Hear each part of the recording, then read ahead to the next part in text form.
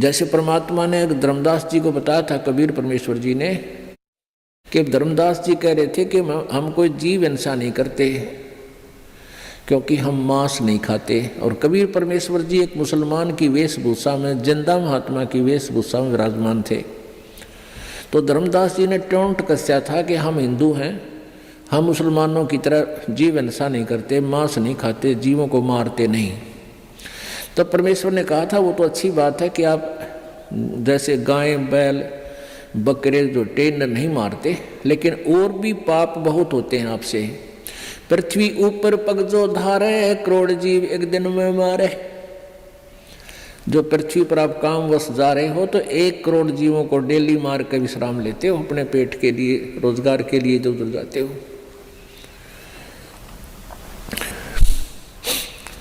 सत्य ब्राह्मण की है हत्या, जो चौका तुम देव नित्या। जो चूल्हा लीप के प्रतिदिन चूल्हे के आसपास पहले गोबर से लीपया करते, गार से, ये इतना क्षेत्र में जो तुम लिपाई करते हो तो इतना पाप है आपको 70 ब्राह्मण मार दियो। ब्राह्मण माने भक्त। वैसे तो किसी भी जीव हिंसा कर दें, किसी मनुष्य की हत्या कर दें तो महापाप है, लेकिन भक्त की हत्या करना और घोर पाप है। अब जैसे पोचा मारते हो आप जी प्रतिदिन, आजकल तो फिनाइल से लगाया जाता है। वो किस लिए लगाया जाता है कि वहाँ कीटाणु नाश कर दिए जाएं, वो कीटाणु मरे जो हानिकारक होते हैं। तो वो जब तक आप सतगुरु कबीर परमेश्वर जी की सत साधना पूरे संत से लेकर नहीं करते, नकली संतों से नहीं, जिनके पास ये सच्चा नाम हो जो दास देता है, तो तब तक आपके दोनों ही पुण्य और पाप भिन्न भिन्न लिखे जाएंगे और वही आपको भोगने पड़ेंगे। फिर सारे के सारे पुण्य भी मिलेंगे। जैसे हाली का उदाहरण दिया कि उसने जो एक अलाई में इतने जीव मार दिए कि 1000 कसाईयों जितना पाप हो गया।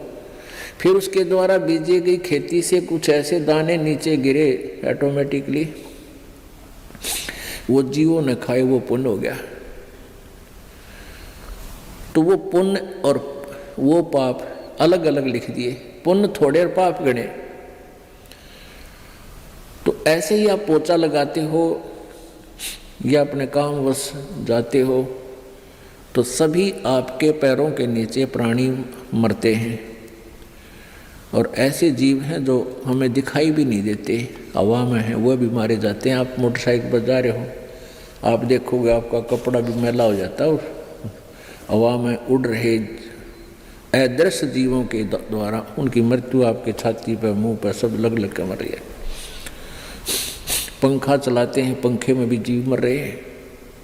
अग्नि जलाते हैं, अग्नि में भी जीव मरते हैं। आटा गूंथते, आटा उसमें भी, सब्जी बनाते हैं उसमें भी। तो ये उन भक्तियों से ये समस्या हल नहीं हो सकती। परमेश्वर कबीर जी की भक्ति से आपके ऊपर क्या होगा कि ये जो पाप तो हैं, लेकिन उनको करना उद्देश्य नहीं, तो वो पाप आपका नहीं लगेंगे, उनको लगेंगे जो इस दास के द्वारा बताई गई साधना नहीं कर रहे। उनको तो पूरे लगेंगे, उनके बैंक अकाउंट में लिखा ही जाएगा वो। और इससे नहीं लगेंगे। कहते इच्छा कर मारे नहीं, बिन इच्छा मर जा, कह कबीर दास का पाप नहीं लगा। इच्छा कर कैसे मारे? जैसे शिकार खेलते हैं या वैसे कोई भेंट देते हैं, कोई की तो बकरे चढ़ावे हैं, कि तो बोक चढ़ावे हैं, कि तो झोटे काट कर डाले जाते हैं मंदिरों में। या ये मुसलमान भाई ईद बकरीद मनाते समय जीव हिंसा करते हैं, ये तो है नोवेंगली जान के करते हैं, ये तो पाप लगेगा। इच्छा कर मारे नहीं, अरबन इच्छा मर जा। ये आप चल रहे हो अपने काम के उद्देश्य के लिए, आपका मारना इच्छा नहीं है, लेकिन वो अपने आप मर रहे हैं तो मरने दे। लेकिन सावधानी अवश्य बरते। जैसे सामने आप जा रहे हो और चींटियों की लाइन है या इन मकोड़ों की, चिट्टों की जो लाइन है और वो बहुत बिखरे हुए हैं, तो उससे बचने की चेष्टा करें। और बचने की चेष्टा नहीं बच पा रहे हैं तो फिर भी थोड़ा बहुत बचाव करके उनके ऊपर से निकल जा। फिर भी कोई मरता है तो आपको दोष नहीं। तो परमात्मा की भक्ति से क्या होगा कि आप जी के जो प्रतिदिन आपसे जो अनजाने में पाप हो रहे हैं, वो इन जाप करने से भगवान की जो भक्ति आपको दी है परमात्मा की, और प्रतिदिन जो आप नित्य वाणी बोलते हो, पढ़ते हो, सुनते हो, इनसे आपके प्रतिदिन वो पाप अनजाने में किए हुए साफ होते रहेंगे। जैसे आप कपड़ा पहनते हो, कपड़ा प्रतिदिन मैला होता है, उसको साबुन और जल से धो लेते हो तो स्वच्छ हो जाता है। ऐसे ही आप जी का जो प्रतिदिन किए हुए नित्यनेम, प्रतिदिन किए हुए मंत्र भक्ति के, ये आपके ऊपर अनजाने में हुए हुए पापों को डेली साफ कर देता है। फिर शेष रहे आपके संचित कर्म, जो पहले जन्म जन्मांतर के आपके ढेर लगे हुए, तो परमेश्वर की सत भक्ति से, सतनाम से वो सभी नष्ट हो जाएंगे, वो फूंक दिए जाएंगे, जला दिए जाएंगे, नाश कर दिए जाएंगे। ये पूर्ण परमात्मा सत्य पुरुष कबीर देव जी की भक्ति से ही वो संचित कर्म और ये वर्तमान के जो क्रियावान कर्म और प्रारब्ध के पाप कर्म, ये सभी पाप कर्म परमेश्वर कबीर जी की भक्ति से नष्ट हो जाते हैं, समाप्त हो जाते हैं, नाश हो जाते हैं, खत्म हो जाते हैं। और किसी भी साधना से इनका कर्मों का नाश नहीं होता, दोनों ही भोगने पड़ते हैं। संचित भी न्यो के न्यो रहेंगे, डिपॉजिट, संचित माने डिपॉजिट, पहले के जन्म जन्मांतर के आपके बैंक भरे पड़े हैं वहाँ भगवान के दरबार में। पापों का अकाउंट और पुण्यों का अलग अलग होता है। तो इस प्रकार हमने इस परमात्मा की सत्साधना से अपना मोक्ष करवाना है। अब जैसे कर्म करेगा ऐसा ही फल देगा भगवान, तो इस विधान से तो हम कभी भी पार नहीं हो सकते। और जो ये विधान इन अज्ञानी संतों ने बना रखा है कि जो भी तेरे भाग्य में है वो तो भोगना ही पड़ेगा, इस विधान से भी हम पार नहीं हो सकते। एक इन्होंने विधान बताया है, जैसे देवी भागवत में आप जी ने पढ़ा था कि बृहस्पति जी जो देवताओं के गुरु हैं और इन्होंने ब्रह्मा जी से ज्ञान प्राप्त है, तो वो कह रहे हैं कि जैसा भी जिसका पुण्य है, पाप है, वो भोगने से अक्षीण होगा। दुख आपके ऊपर आ रहे हैं तो आपके पाप कम हो रहे हैं, आपके पाप नाश हो रहे हैं दुख भोग के, और पुण्य आपको मिल रहे हैं तो आपको सुख प्राप्त है तो आपके पुण्य नाश हो रहे हैं उन सुखों को भोग के। ये प्रोसीजर है इन तत्व ज्ञानहीन ऋषि महर्षियों और प्राणियों का। अगर इस विधान से हम चलें तो कभी सुख नहीं हो सकता और कभी मोक्ष नहीं हो सकता।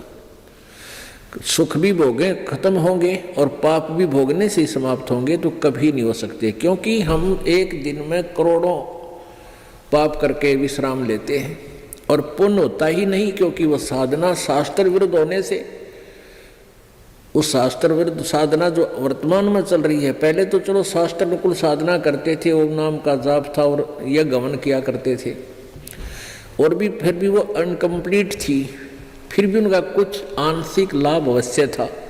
अब तो हम आगे जय गणेश देवा माता थारी पार्वती पिता माँ देवा, ये आप बना के गाने लगे। आप ही अपने हिसाब से ओम नमः शिवाय ये मंत्र बना लिए, ये कहीं मंत्र नहीं है किसी भी शास्त्र में। तो इस तरह की जो साधना करने से पुण्य भक्ति तो लाभ होता ही नहीं। वैसे कोई दान पुण्य हम करते हैं, चींटियों को दाने डाल दिए, पक्षियों को दाने डाल दिए, किधर भंडारे कर दिए, वो पुण्य आपको अलग से लिख दिए जाएंगे, आपके वो भी मिलेंगे, लेकिन मोक्ष नहीं हो पाएगा, क्योंकि वो शास्त्र विरुद्ध साधना होने से मोक्षदायक नहीं है। ना कोई सिद्धि हो, ना गति हो, ना ही कोई सुख हो। गीता जी अध्याय नंबर 16 के श्लोक नंबर 23 में कहा कि शास्त्र विधि को त्याग कर जो मनमाना आचरण करते हैं, जो मनमानी अपनी पूजाएं करते हैं अपने हिसाब से, उनको ना तो सुख होता है, ना उनकी गति होती है, ना उनकी कोई सिद्धि प्राप्त होती है, यूजलेस। तो हम जो अब वर्तमान में जो साधनाएं चल रही हैं, प्रत्येक समाज में वो शास्त्र विधि को त्याग कर मनमानी पूजाएं। तो वर्तमान में जो साधनाएं आप जी करें उससे तो कोई लाभ होना ही नहीं, कि ना तो आपके पाप क्षीण हो और ना आपको भविष्य का कोई लाभ हो, और वो पाप नहीं करे, और वो पाप आप डेली पता नहीं कितने इकट्ठे कर रहे हो, तो वो आपके डिपॉजिट कर्मों में लिखे जा रहे हैं, संचित कर्मों में। और परमात्मा की साधना, पूर्ण परमेश्वर की साधना से क्या होगा? जब ही सतनाम हृदय धरो भयो पाप को नासे, मानो चिंगारी अग्नि की भाई पड़े पुराने घासे। जब ही सतनाम हृदय धरो, जब आप सच्चे मन से सतनाम का जाप करना प्रारंभ कर देते हो, आपके संचित कर्मों में ऐसे आग लग जाती है जैसे 1000 टन सूखा घास फूस पड़ा हो और उसमें एक चिंगारी माचिस की तिल्ली लगा दी जाए, वो पूरे घास को जलाकर ढेर कर देती है, यानी सारे घास का नाश कर देती है। फिर चले तेज हवा इधर उधर से और वो साफ स्थान साफ हो जाता है। तो पुण्यात्माओं, जब आपके पाप क्षीण हो जाएंगे फिर आपके अंदर एक प्रेम जागेगा। आपको छोटी सी चर्चा माल की शुरू होते ही आंखों में आंसू आऊंगी, दिल भरा होगा आपका। तो फिर वो उस पाप के जलने के बाद ऐसी स्थिति होगी, जैसे सूरज के आगे बदरा ऐसे कर्म छयारे, प्रेम की पवन करे चित मंजन झलके तेज नयारे। कि आपके ऊपर पाप कर्मों का ऐसे साया जमा हुआ है जैसे सूर्य के सामने बादल आ जाते हैं, बादल, और सूर्य विद्यमान होते हुए भी हम उसको नहीं देख पाते, अंधेरा छा जाता है। और कहते हैं फिर तेज हवा चलती है, परमात्मा कबीर जी बता रहे हैं, तेज हवा चलती है तो बादलों को तित्र बित्र कर देती है, और फिर सूर्य का प्रकाश आपके सामने बहुत ज्यों का त्यों होता है। यानी परमात्मा को निराकार बताने वालों ने इसलिए परमात्मा को निराकार बता दिया कि उनके पास वो साधन नहीं था, उनकी भक्ति वो नहीं थी जो आत्मा और परमात्मा के बीच में कर्मरूपी बादलों को दूर कर दे, हटा दे। जैसे सूरज के आगे बदरा ऐसे कर्म छयारे, प्रेम की पवन करे चित मंजन झलके तेज नयारे। तो परमेश्वर की सतभक्ति से आपके पाप कर्म जल जाएंगे और पाप कम हो जाएंगे, तब रुचि बढ़ेगी प्रभु में। आपकी आत्मा जो है परमात्मा की चर्चा चलते ही गदगद हो जाएगी, आंखों में आंसू आने लग जाएंगे। तो वह प्रेम की पवन चल पड़ी, प्रेम की पवन करे चित मंजन, फिर झलके तेज नयारे। तो इस प्रकार हमारे ये पाप जो संचित वो समाप्त हो जाएंगे, और जो प्रारब्ध कर्मों में हमें कोई भयंकर हानि होनी है वो भी सत साधना से हमारी कम होगी, समाप्त हो जाएंगे, बिल्कुल नहीं होगी। और छोटी मोटी होगी तो वो हमारी भक्ति की कमजोरी से ही होगी, यानी भक्ति कम कर पाओगे, या विश्वास कम होगा, या कोई मर्यादा भंग हो जाएगी। तो उसके लिए सावधानी बहुत जरूरी है। जैसे माता गर्भ को राखे यतन बना, और ठेस लगे तो छन होए तेरी ऐसे भक्ति जा। तो इस प्रकार हमने अपनी भक्ति को सुचारू करना है। कबीर धूम धाम में दिन गया और सोचत होगी सांझ, एक घड़ी हरि ना भजा भई जननी जन गई बांझ। अब क्या बताते हैं परमात्मा? अब पहले तो बताया कि 3 घंटे तो कम से कम भक्ति आपने करनी चाहिए, 3 घंटे में तो आपका काम बने जाएगा। अब यहाँ कह दे कि एक घड़ी भी 24 मिनट, एक घड़ी में 24 मिनट और कहते हैं 24 मिनट भी अगर तू भक्ति, सत नाम की, सच्चे नाम का जाप नहीं कर रहा नाम लेकर भी तू अपना जीवन सोचने बर्बाद कर रहा है अपने आत्माओं।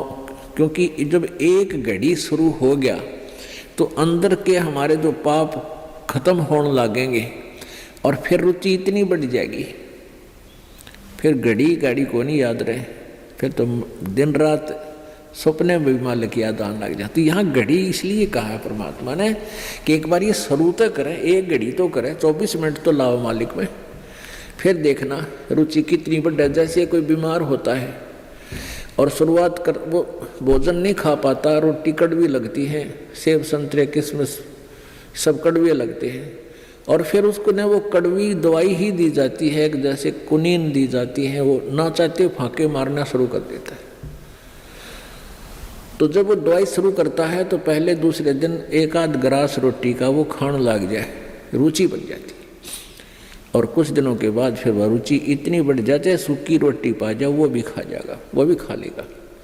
तो ऐसे ही एक घड़ी के लिए यहाँ इसलिए संकेत दिया है कि एक बार शुरू तक करे, फिर ये कर्मों का पाप नरमा जाएगा, कम होगा और परमात्मा की भूख बढ़ती चली जाएगी।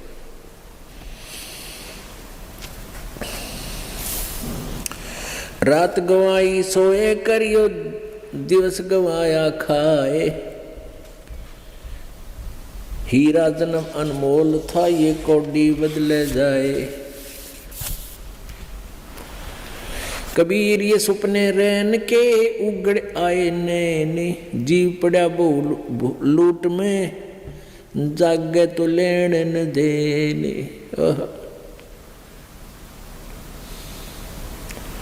परमात्मा कहते हैं कबीर ये सुपने रैन के, ये रात जैसा सुपना है आपको। आज आपके पास कार है, कोठी है, ना है तो लो छोटा मोटा कोई व्यवसाय है, कोई धंधा है, बेटा बेटी है। जैसे हम सपने में देखते हैं ना, कई बार तो या ऐसा सपना देखते हैं कि तो कार में घूम रहे हैं, ठाठ कर रहे हैं, खूब मौज मार रहे हैं, और उठे तो फिर साइकिल भी कोई ना घर पे। जब आंख खुल जाती है तो देखे साइकिल भी कोई नहीं आसपास, कार के सपने आ रहे थे। तो ऐसे ही हमारे ये स्वप्न हैं, ये जो कुछ भी आप देख रहे हो सपना समझो।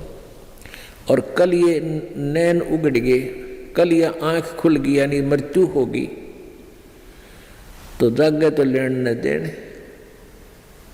अब वहाँ धर्मराज के दरबार में विचार आवे इसको जाकर के, अरे बेटा था, बेटी थी, कहाँ थी, तेरे की कुछ भी ना था, उन्हें धक्के खा रहा था, मतलब सपना था। तो ऐसा सपना सा बनेगा आपके साथ ही, जो आज जिसके ऊपर इस सपने में अपना जीवन बर्बाद करे। और सपने में ही आप भक्ति करोगे तो आपको लाभ होगा, इसमें ही आपको ज्ञान हो कि इससे बचाव करें, इस तो सपने में ही सुख होगा आपको। अब जैसे सभी ऋषि संत कहते हैं कि कर्म का भोग तो भोगना ही पड़ेगा, संस्कार में जो प्रारब्ध में कर्म है भोगना ही पड़ेगा, फिर फायदा क्या हुआ। फिर भक्ति का यूज क्या है। जैसे आप सपने में दुखी हो रहे हो, आपके पीछे कोई पागल कुत्ता भाग रहा है और आप खूब स्पीड खींच रहे हो, दुखी हो रहे हो, तो कोई आके उस कुत्ते के लठ मारे, रोक के उसने लठाड़ा आ जाए, उसने एक तरफ भगा दे, तो सपने में सुख होया, उसने चैन सांस लिया सुख का, को हो बच गया भाई। तो ये सपना हर ये कर्म रूपी कुत्ते आपका पीछे पड़ रहे हैं, और पूर्व संत की भक्ति से इन कुत्तियों का लठ लग गए, इन पागलों के, और ये अपनी दिशा बदल दें और आपको राहत मिले। तो ये सपने में भी सुख इस परमात्मा के अभी होगा, तब बात बने। अब आँख खुले बस दापे ना, कुछ भी ना था वो, जैसे टेंशन हो रही है, काम अड़ गया फला, जिस जो कोई टेंशन है, किसी काम में रुकावट आ रही, परमात्मा सपने में ठीक करे जब चैन हो। और ये कहने पर आप तो भोगना ही पड़ेगा, सपने में दुखता दुख रहेगा, तो वो थ्योरी ठीक है नहीं है, उनकी मन गणत है, उनको अध्यात्म ज्ञान नहीं है।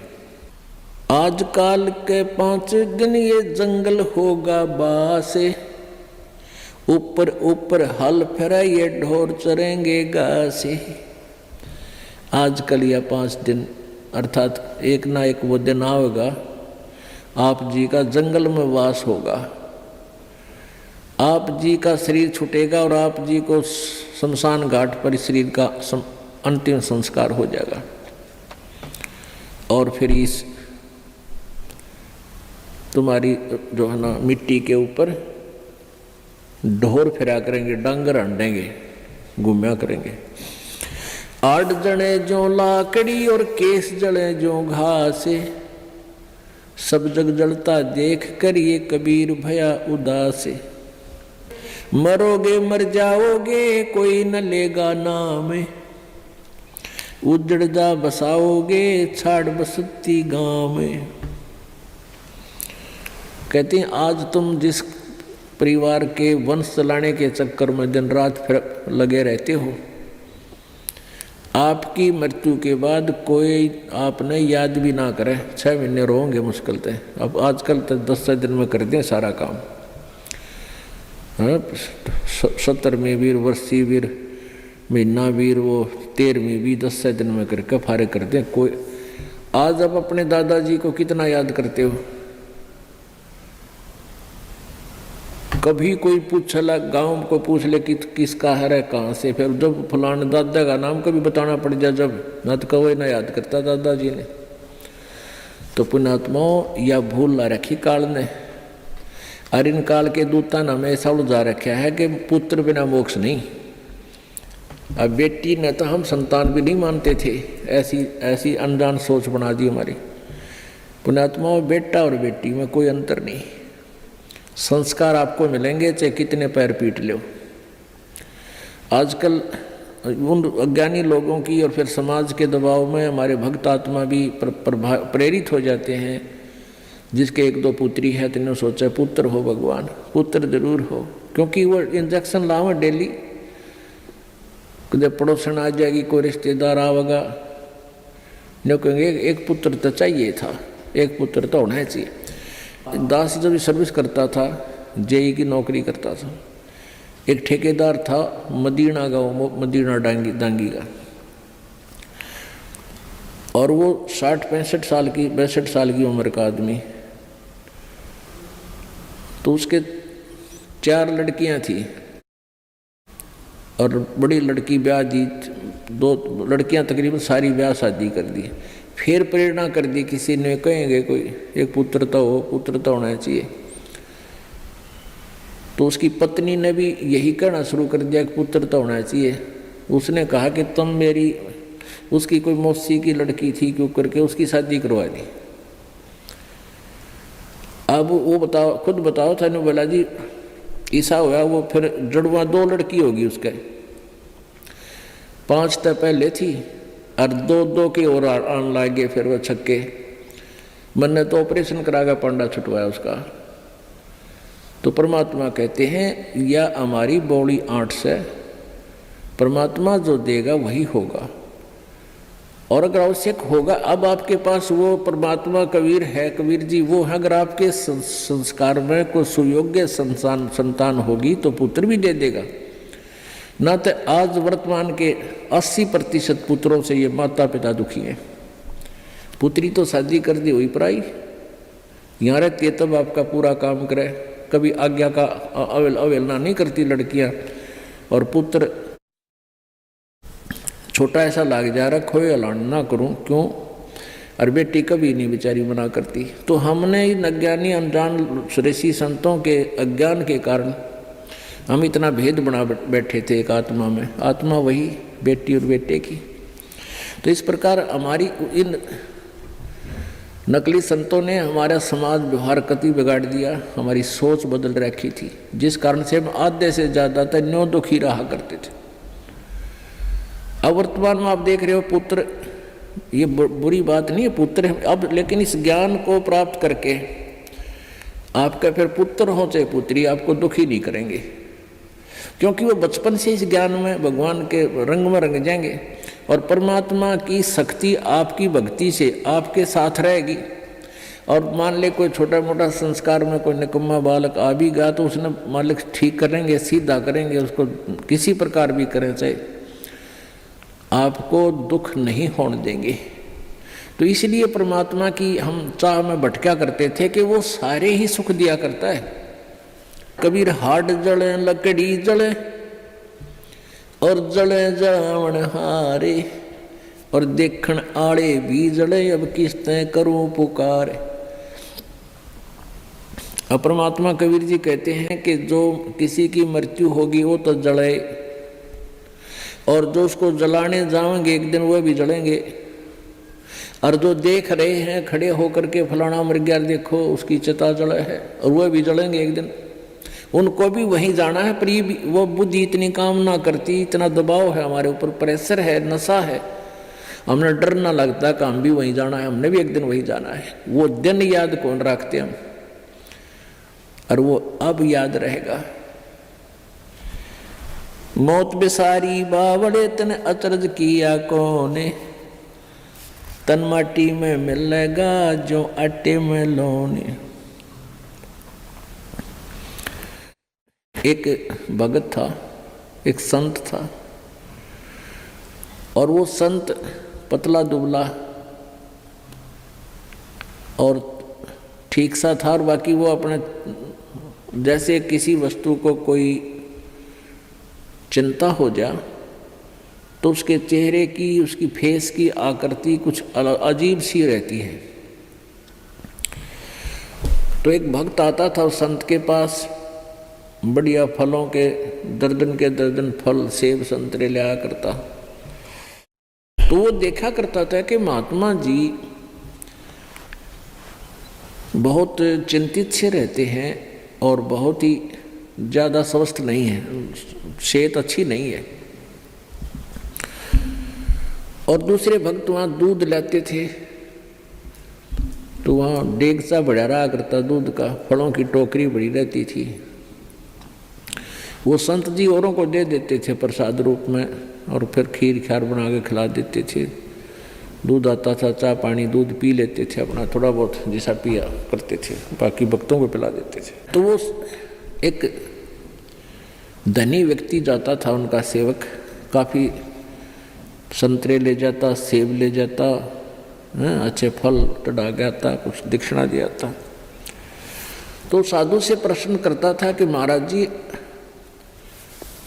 आप कुछ चिंतित से रहते हो, क्या आप खाते पीते नहीं, आप पतले दुबले भी बहुत हो गए हो। महाराज जी कहने लगे भाई मैं खा लेता हूँ जैसा रुचि बनती है। तो दूसरे दिन फिर उसने पूछा, दूसरे तीसरे दिन कि महाराज जी क्या आपको कोई चिंता है, आप कुछ खाते पीते नहीं। आप संत जी कहने लगे भाई मुझे बहुत चिंता है, और इसलिए मेरे को कुछ खाया पिया ना जाता। तो उसने, उस धनी व्यक्ति ने सोचा भी साधु संतों की भी क्या चिंता हो है बता, हमारे कैसे गृहस्थियों ने तो 100 चिंताएं हों, पर संतों को क्या चिंता। उसने कहा महाराज जी आपको ऐसी कौन सी चिंता सता रही है। साधु ने कहा कि भाई मुझे मौत दिखाई देती है मेरी, मैं मरूंगा, इसलिए मैं मेरे पर ज़्यादा रुचि खान पीन में नहीं, मुझे चिंता बनी रहती है कि मेरी मृत्यु होगी। तो संत कहने लगे जी कब होगी आपकी मृत्यु। अब उस भक्त ने सोचा कि अभी निकट भविष्य में ही शरीर छोड़ते होंगे 2-4 दिन में। उस समय उस संत की 40-45 साल की आयु थी। उन्होंने बताया कि भाई अभी मेरी 40 वर्ष बाद मृत्यु होगी, 40 वर्ष के बाद, और आज मेरी 45 वर्ष की आयु हो चुकी है। तो वो धनी भगत कहने लगा हे महाराज जी यह भी कोई चिंता हुई, मरना तो सब ने है, मृत्यु तो सबकी होगी, और साधु संत भी ये चिंता करें, कमाल की बात है, खा पिया करो, मौज करो, है ये तो सब ने मरना है क्या। अब वो प्रतिदिन आवे और यह बात कहे कि महाराज संत भी कदे मृत्यु तो डरा करें, ये तो सब ने मरना है, ये तो क्या बात है, खूब बड़े बड़े लेक्चर डाले। अब उस संत ने सोचा यो रोज दुखी करेगा, ला इसकी फड़क निकाल दूं। उसका मित्र था राजा, संत का, और संत ने उस राजा से, मित्र नहीं उसका सेवक था, राजा से कहा कि संत ने कि वो जो धनी व्यक्ति है एक सेठ, उसको फांसी की सूली की सज़ा सुना दे, फांसी की, लेकिन तोड़ना नहीं है, उसके लिए कोई समय निर्धारित कर दे, महीने 20 दिन का, और उसके लिए कोठड़ी में बंद करके उसने सारा सामान रख उसके पास, दूध भी फल भी खूब ठाठ रखा, अच्छे बढ़िया घी दूध चूरमे खिला उसने। अब राजा अपने गुरुदेव का आदेश पाते ही राजा ने वो बुला लिया और कहा भी तेरे को फांसी की सजा सुनाई जाती है, तूने किसी व्यक्ति का मर्डर कर रखा है। अब वो धनी सेठ के सोच रहा है बड़ी बुंडी बनी है, तो मैंने किसी मृत्यु का कोई हत्या करी नहीं, देख फांसी की सजा होगी। दिन रख दिया 20-25 दिन, महीना 1.5 महीना जो भी। अब वो दिन तारीख धर दी 25 तारीख 24 जैसे 30 तारीख, वो 30 तारीख रख दी महीने की, या 14 छठा 8 जैसे भी कोई रख दी। तो हम अपने उदाहरण के लिए उसको 8 रख दी, जो 1 महीने बाद थी, और एक कोठड़ी में बंद कर दिया। उसके आगे फल और दूध के पूरे पात्र भरे रहे, लोटे के लोटे। जब उस फांसी के दिन में 10 दिन पहले, 20 दिन जब उसने हो लिया उसको कैद में, ये पक्का हो गया तेरी फांसी होगी। संत जी गए वहाँ, उनके कैद की कोठड़ी के अंदर से उसके पास से घूम निकले आगे को, उसने देखा श्रीयामा गए, गुरु जी गए, आवाज़ लगाई महाराज जी सुनियो महाराज जी। महाराज जी वापस आए, वन्य देखे थे को होगा तड़े बोलेगा, मैंने देखते ही कौन से में है वो भगत। कहा न देखा महाराज जी ने, भाई कौन है तू? अगजी में वो फलाना सेठ से। और सेठ को भी पता था, उस धनी को भी पता था कि राजा इनकी पूरी मानता है गुरु जी की, और गुरु जी तक पहुंचा संदेशा जब बात पड़े। तो उसने बताया जी मैं वो सेठ हूँ फलाना राम, मैं विशंबर दास हूँ। बोला अच्छा, अरे तू बहुत कमज़ोर हो गया बेटा, क्या बात है? बिल्कुल कमज़ोर हो गया, ये फल रखे हैं, दूध रखा है, तो बहुत वीक हो गया रहा, खाता पीता कोई ना? ना महाराज जी कुछ नहीं खाया जाता, एक टूक भी नीचे नहीं जाता, बस धक्के तो गेरूहेगा दी रोटी अंदर जाती है शरीर में। क्या बात होगी? अब मेरे को फांसी की सजा सुना रखी है, कति झूठा केस है मेरे पर, गुरु जी मेरे पर दया करो, मेरी पीछा छुटवाओ। ने बोला रहा खा पी मृत्यु तो सब क्यों नहीं बेटा, खा देख दूध के गिलास भरे धीरे फल रहे, खा बेटा ठाट से, मृत्यु सब क्यों? अरे नहीं महाराज जी कति मर गया मत है, कुछ नहीं खाया जाता। जब उसने उस राजा बुलाया, भाई छोड़ दे भगत ने, ये तो निर्दोष है। तब उस संत ने बताया कि भाई लाला जी जिस प्रकार तने 8 दिखे थी ना, उन्होंने कहा मैंने तो 8 दिखाई दिए से, कुछ नहीं खाया जाता। तो बेटा तने जिस प्रकार ये 8 दिखे है ना, क्योंकि आपको पता लग गया निश्चित होगी 8 न तू फांसी टूटेगा, डर बिना कहाँ। तो इसी प्रकार मुझे मेरी 40 वर्ष बाद हुआ 8 मन दिखाई दे आज, इसलिए मेरा इस संसार में रुचि रही नहीं। जिस प्रकार आपकी ना घर में रुचि, ना कहीं की रुचि, ना तू खास खाने में रुचि तेरी, एक ना कोई रुचि नहीं थी, बस मरता हुआ खाऊं था और 8 के गुण गाऊं था, उस 8 पर ध्यान लगाऊं था। तो परमात्मा कहते, संत जी कहते हैं कि मैं भी भाई मन ने अपनी 8 वह 40 साल पीछे आने वाली ऐसे ही नजर आ रही जैसे आप जी को अब दिखे थी। तो पुण्यात्माओं, हमारे ऊपर इतना दबाव है इन तीनों गुणों का, इस त्रिगुणमयी माया का, कि हम 10 मिनट बाद भी याद नहीं रख सकते इस मौत को, और यह रखनी चाहिए, रखनी पड़ेगी। ज़्यादा से ज़्यादा 60 वर्ष, 65 वर्ष, 70 वर्ष तक ये शरीर ठीक रह सकता, घना स्वस्थ होगा। तो उसके बाद मान लिए चाहे 90 वर्ष भी उम्र होगी, तो बस वह तो मौत तो ही बूढ़ा जीवन है, बाकी का तो। लेकिन भगवान की भक्ति आप पहले से ही कर रहे हो, तो आने वाला बुढ़ापे में आपको बहुत सहयोग मिलेगा, हर तरह से पूरा सहायता देगा परमात्मा आपको। नहीं तो इस जीव के ऊपर ये बुढ़ापा सबसे बड़ा कहर होया करे।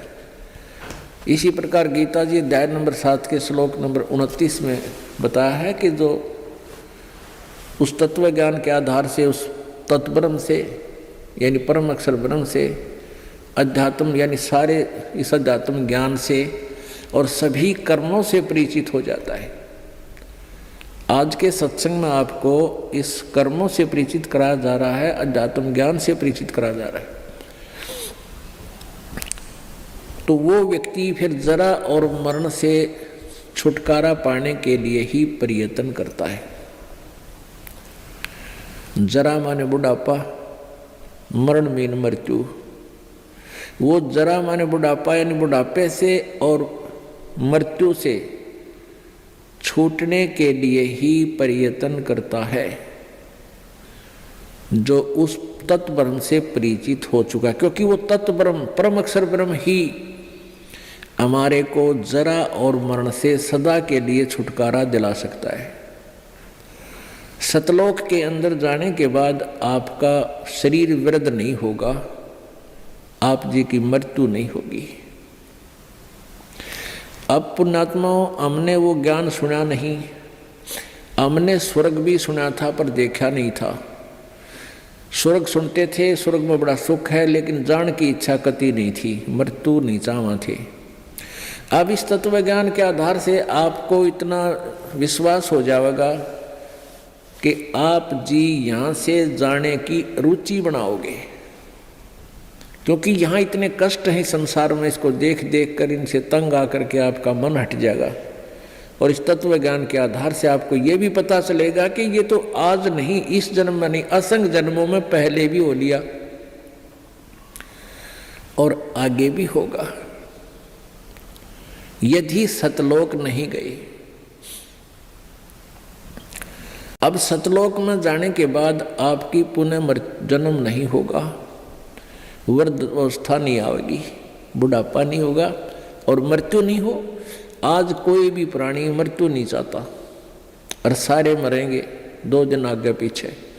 समय आने पर सबकी मृत्यु होगी, मरना कोई नहीं चाहता।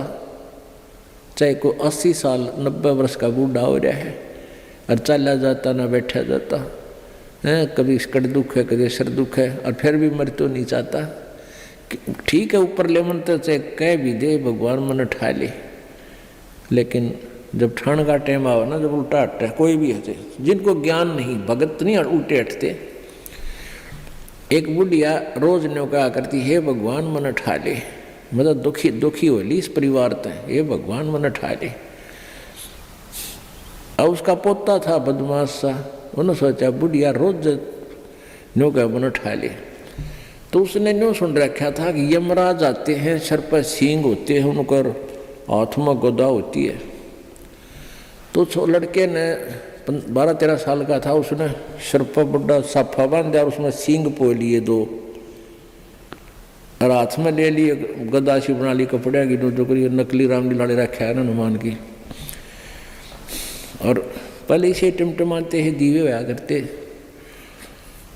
दीवा दिया, अल्लाह दीपक लगा दिया और बुढ़िया का हटा के मुँह पर तक कपड़ा ने बोला, बुढ़िया बोले होशियार, चल तुझे लेने आया।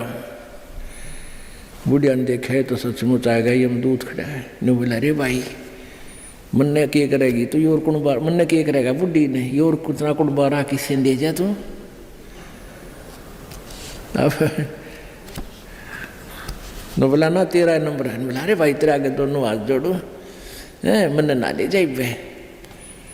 तो फिर उसने उतार दिया सारा साज-बाज हटके हाथ धर दिया। तो इन्होंने बोला, दादी क्यों मगज खाया करती रोजाना, मैंने ठाले ये मरी क्यों ना तू। ने बोली, रे ढेड़ तने गढ़ दूँ, तू था तन डरा दी थी मैं। तो भाई बात ये है कि हम चाहे कोई भी कुछ कह रहे हैं, हमने ठा लिया, पर ठाने का टाइम आओ जब उल्टे हटे हैं। तो कहने का भाव ये है कि हम मृत्यु नहीं चाहते, मृत्यु होगी। अब यहाँ से तो आपने मरना पड़ेगा, सब कुछ त्यागना होगा, और ये मालूम नहीं कब त्यागना पड़ जाए। ये कोई ज़रूरी नहीं है कि हम वैसे अटकल से आगे बढ़ रहे हैं कि अभी हो सकता है 10 साल 20 साल हमारी मृत्यु ना हो। अब कोई 60 साल का नहीं सोचा 20 साल तो 80 साल तो जीवेंगे। और क्या पता ये रोज दुनिया की मृत्यु होने लग रही, कोई 20 साल का, कोई 10 वर्ष का, कोई 50 वर्ष का, कोई 60 वर्ष का। तो ये अटकलबाजी हमें डबोरी है। हमने भगवान से डरना चाहिए और याद रखें उस मौत को, प्रथम परमात्मा को और सेकंड मौत को। फिर ना तो बुराई कर सकते, ना चोरी कर सकते, ना ठगी कर सकते, ना बदमाशी कर सकते, ना 2 नंबर का काम कर सकते, कि जाना दिखेगा आपने फिर। तो यहाँ तो से तो आपने जाना ही पड़ेगा। और यदि आपकी श्रद्धा सच्ची लो उस सतलोक में जान की लगी, इस ज्ञान के आधार से आपकी आस्था या किसी परिवार जन में या किसी धन में नहीं रहनी चाहिए। जब आप यहाँ से चलन के योग्य होगे और ये रहकर आपकी परीक्षाएं भी होंगी, आपके ऊपर कोई ऐसी आपत्ति ऐसा आएगा सच में, फिर आप देखेंगे कि मेरी वृत्ति बेटे में है कि बेटी में, पोते में है कि या पोती में, कोठी में या कार में। आप जी ने अपने उस जाल को स्वयं काटने की चेष्टा करनी है कि तो जुल्म हो गया, मेरा तो बीच में आस्था है। और यहाँ आस्था आशा रही तो वापस जन्म होगा, जहाँ आशा ता बासा होई और मन कर्म वचन सुमरियो सोई। आपकी यहाँ किसी भी चीज में आशा रहेगी, आस्था रहेगी, तो वापस आप जी को आना पड़ेगा। इसी यहीं पर मनमाने या फिर बैल बनकर आ जा। और यहाँ आशा नहीं रही तो फिर हमने आशा कब ना रहेगी, ये ज्ञान आधार बनाओगे, भक्ति घनी करोगे, दान धर्म खूब करोगे, उस भक्ति की शक्ति से भी आपके कुछ बंधन ऑटोमेटिकली कट जाएंगे। इतना दबाव बनेगा उसका, आपके मन में वो आना नहीं देगा और परमात्मा कोई ऐसी व्यवस्था आपकी बना देगा। और जो भक्ति नहीं करते तो फिर हमने यहाँ से तो जाना ही जाना है, भक्ति कर रहे हैं जो, उनके मन में ये आ जाना चाहिए कि फिर जन्म होगा तो फिर यह दुर्गति शुरू। मनुष्य जन्म भी हो गया तो मनुष्य जीवन में क्या सुख पाया अपना। आज हम 60 साल के हो गए, हमें पता है क्या मिला इस जीवन में और क्या हमारा था और क्या पराया था। तो इस ज्ञान के आधार से निर्णय हो जाएगा कि अगर फिर जन्म हो गया, फिर वो प्रोसीजर, बेटा ना हुए तो दुखी, हो गए तो महादुखी, क्योंकि फिर उनके पालन में पोषण में कोई एकाधे की मृत्यु हो जाए काल, तो फिर रोज जाना करे काम, तो रो रो का टक्कर मारेंगे, वह दुर्गति न्यारी। तो इन सब बातों को ध्यान रख के तो सच्ची श्रद्धा बना ले कि तो मरना पड़ेगा, पर इसी जगह चला फिर मरना ना पड़े, यहां से तो जाना पड़ेगा। तो इसलिए ये तो अपना है ही नहीं, चाहे बेटा है चाहे बेटी है, उनमें मोह है या ना है। तो अपने परिवार में आप जी ने ऐसे रहना पड़ेगा जैसे एक गाड़ी, रेलगाड़ी का कंपार्टमेंट होता है और उसमें आप सफर कर रहे हो, जिसका जहां स्टेशन आ जाएगा ऑटोमेटिकली उतर जाएगा। किसी का 2 घंटे का है, किसी का 10 घंटे का सफर है, किसी का 24 घंटे का है वो। तो ऐसे ही आप जी इसको ऐसा समझ कर रहोगे जैसे रेस्टोरेंट होते हैं, होटल में जाकर डट गए, तो वहाँ सारी सुविधाएं होते हुए भी आपको पता है कि ये मेरी नहीं है, उनका प्रयोग भी करना है। उनमें मेज कुर्सी पलंग टीवी वहाँ पर है, उनका पंखा कूलर एसी फ्रिज, उनका प्रयोग भी करना है, लेकिन अंडरस्टूड होता है कि मेरी को ना, ये तो धनी की है। तो ऐसे ही ये सारा रेस्टोरेंट, ये होटल, ये काल का है और हमने किराए पर अपनी पूंजी जमा करा का यहाँ, तो ये कुछ समय का रहने का यहाँ पर मिला हुआ है और ये व्यवस्था बता दी, इस खेती में बना रखा, ये मजदूरी कर, ये ऐसे खा ले, ये छोड़ रखा है। लेकिन ये अपनी नहीं, हम यहाँ होटल में कुछ दिनों के लिए सटे करे हुए। यदि ऐसी आस्था आपकी बन जाएगी तो फिर कोई पल्ला नहीं पकड़ेगा आपका, कोई बाधा नहीं बनेगी। अन्यथा जो भक्ति नहीं करते हैं उनकी कैसी वृत्ति होती है।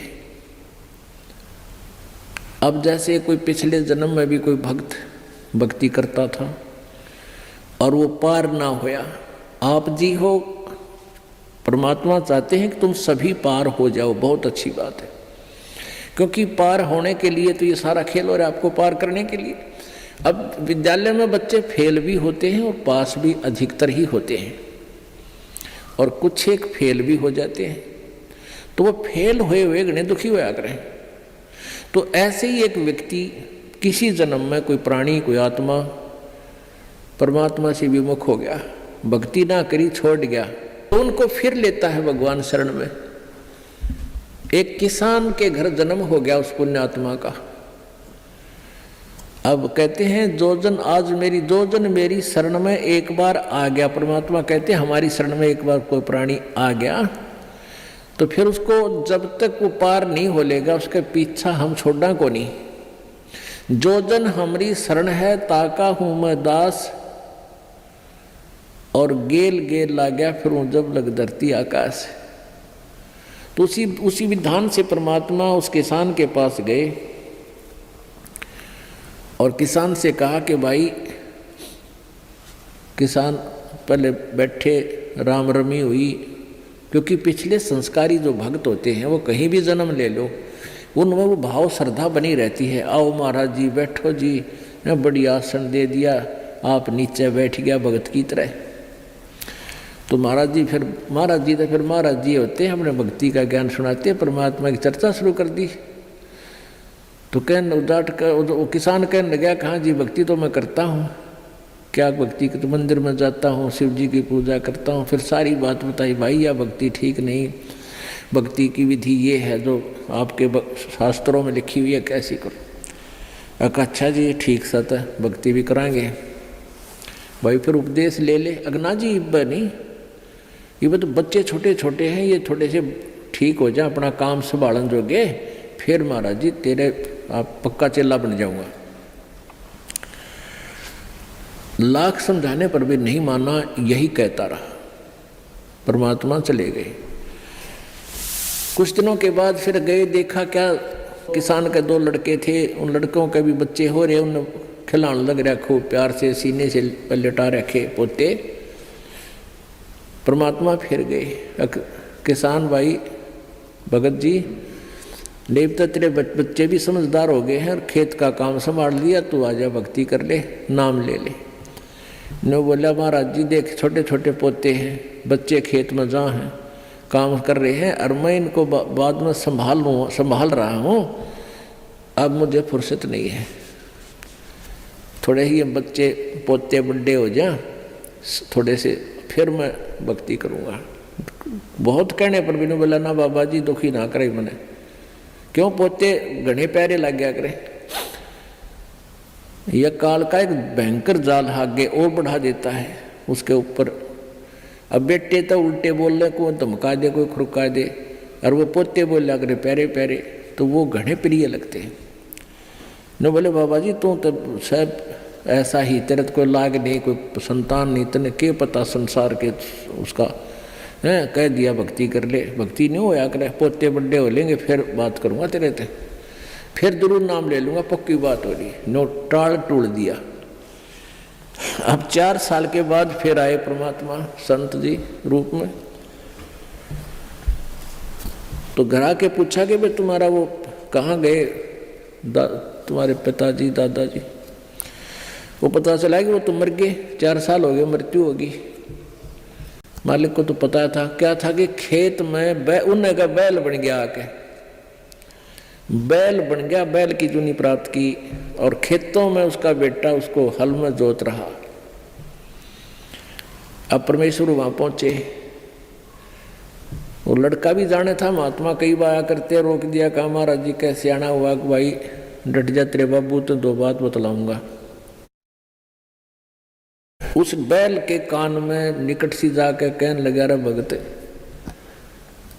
अब तो आजा मेरी शरण में, तेरा शरीर छुटवा दूं बैल का, और नाम दे, तेरे को मनुष्य जीवन दे दूंगा, और तू चाल देख ये दुखी हो रहा, तेरा लठ लग गया, तेरा बेटा लठ मारे हैं, और तेरी के दुर्गति हो रही, तो क्या कहे वो बैल। न्यों कहा बाबा जी तू बोल रहा मत, अब मैं यहाँ से मर जाऊंगा, दूसरा बैल आ गया, वो थोड़ा काम करेगा, मेरे बेटा ने टोटा हो जाएगा, वो तेरा गजब हुई हो। परमात्मा बोले अच्छा भाई कोई बात ना, ले धन बना तो बेटा गए। अब कुछ दिन के बाद वो बैल भी मर गया, मृत्यु के बाद वो सांप बन गया। अब सांप को एक याद होता है उसने कहीं धन गाड़ रखा, पहले जमीन में दबाया करते चोरों के डर से, धन जेवर दाब दिए, पैसे चांदी के हुआ करते सिक्के, वो लको दिए, छुपा दिए।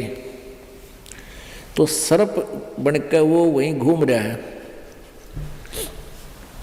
अब वो पुत्र वधुओं ने देख लिया, शोर मचाया, सांप सांप, उन बेटा ने मारा लठ उसका, वो मोरी में गए निकल गया, पर एक दो लाठी अच्छी लगी उसके, कंडे में हो गया बीच तय। वो सहज सहज धीरे धीरे सरक कर बोझड़ों में, झाड़ उन बोझड़ा में पड़ा। जब परमात्मा गए, कहाँ सुना भगत जी अब आओगा मेरी शरण में? न्यू बोला जी जान बचा दो मेरी और अपनी शरण में ले लो। मैंने देख लिया कोई नहीं किसी का। परमात्मा बोले सांकड़ी तोड़वा का आया तू मेरी शरण में, आया था पर ये हड्डी तोड़वा के, पसड़ी तोड़वा के, जब आई तरह समझ में कोई नहीं किसी का। और हम रोज रोन लाग रहे कोई किसी का, कोई ना अपनी भक्ति करो। कहते एक लेवा एक देवा दूतम, कोई किसी का पिता नहीं पुतम, ऋण संबंध जुड़ा एक ठाठा, अंश में सब 12 बाटा। तो परमात्मा इतने दयालु हैं, फिर उसको शरण में लिया, दोबारा मानव जन्म दिया। आगे देखो सूत में होगा कि ना, फिर वह बीमारी शुरू कर ले मन माने।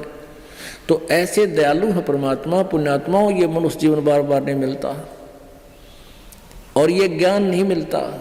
आपके ना जाने कौन से जन्म के पुण्य, बिना गिनती के असंख्य पुण्य आपके साथ हैं। और विशेष कृपा परमेश्वर कबीर जी के आपके ऊपर है, जो आप यहाँ पहुँच रहे हैं और ये ज्ञान आप तक पहुँच रहा है। उन पुण्यात्माओं के न्यारे कर्म है इस दुनिया में। और परमात्मा कहते हैं समझा है तो सिर दर पाओ, बहुर नहीं रे ऐसा दाव। बोल सतगुरुदेव। परम पिता परमात्मा पूर्ण ब्रह्म, सारी सृष्टि के रचनहार, कुल मालिक कबीर देव, कबीर साहेब, कबीर परमेश्वर जी की असीम कृपा से ये सत्य संदेश हम सभी तक पहुंचा।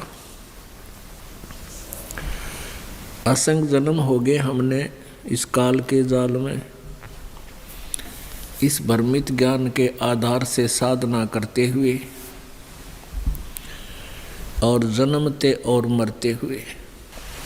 हमने इस अज्ञान आधार से ये मान लिया था कि जन्म और मृत्यु ये अटल विधान है और ये सदा बना रहेगा।